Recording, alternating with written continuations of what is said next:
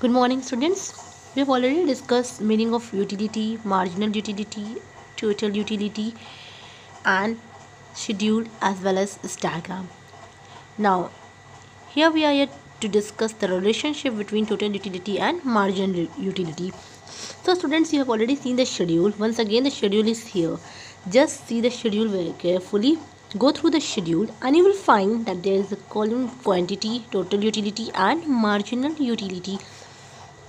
Now we have seen what is marginal utility, what is total utility.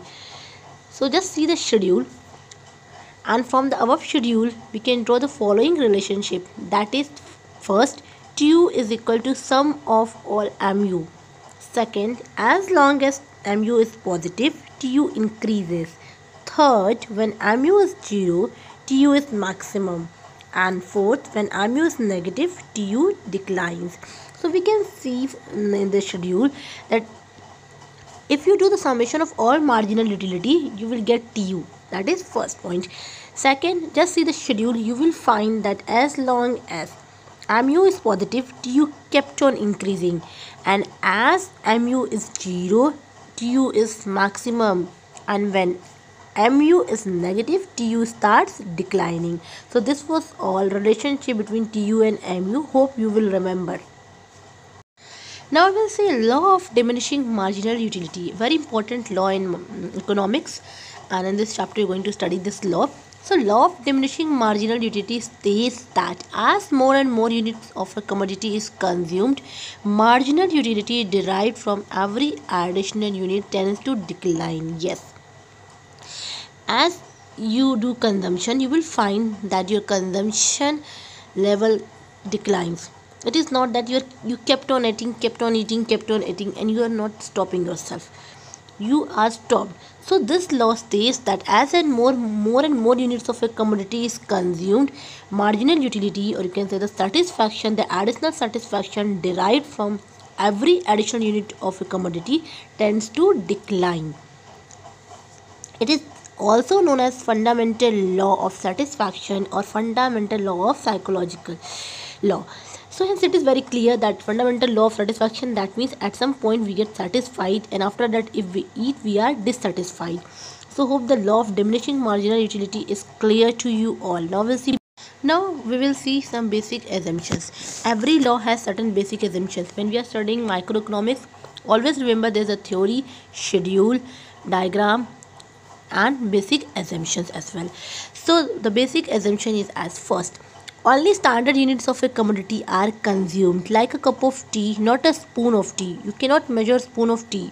Okay, we have to see the standard unit of a commodity. Second, consumption of the commodity should be continuous, not that one unit of a commodity is consumed now, another you consume tomorrow. So it should be continuous.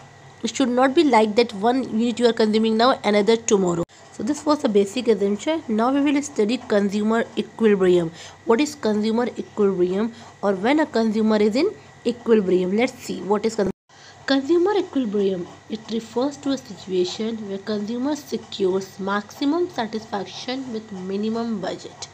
That means a consumer makes expenditure on the consumption of a commodity and he consumes or secures maximum satisfaction on that commodity. It is also known as point of balance, because there his consumer equilibrium is balanced, or we can say consumer equilibrium refers to a point of maximum satisfaction when consumer is spending his given income across different goods. Consumer equilibrium can be discussed with reference to two different situations. There are two different situations where we can understand what is consumer equilibrium or how consumer is in equilibrium. The first case is when only one commodity is consumed, and second case is when two or more commodities are consumed. So let us see the first case. What happens when one commodity is consumed?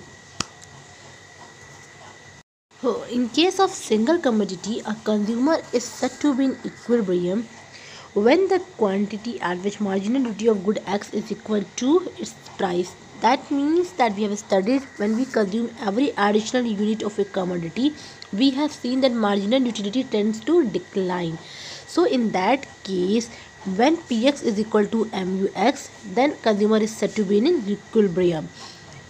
So hope you understood when a consumer is in equilibrium. Now we will see the assumptions. Assumptions on the basis of which consumer equilibrium in case of one commodity is based. So what are the assumptions? First is rational consumer. What does rational consumer mean? Rational consumer means a consumer who is who understand how to spend his income on different goods.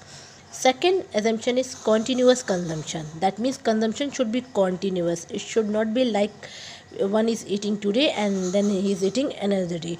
So the consumption should be in continuous basis. Third, income must be constant. And fourth, marginal utility of money must be constant. So there are four assumptions that are rational consumer, continuous consumption, income must be constant, and marginal utility of money must be constant. Now let us understand the schedule and the given diagram. You can see the different units of consumption. You can see MUX, that is marginal utility of good X or commodity X, and PX, that is price of commodity X. Price is constant. Okay, so here price is 5 and marginal utility we can say declines. So we have to see the point where MUX is equal to PX. At 5 unit you can see that MUX is 5 and PX is also 5. That means consumer is in equilibrium at 5th unit of consumption.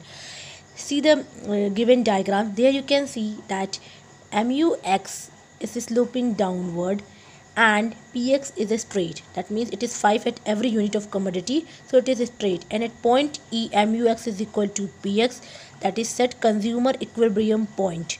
So hence when MUX is equal to PX, it is called consumer equilibrium point. Hope this is clear to you all.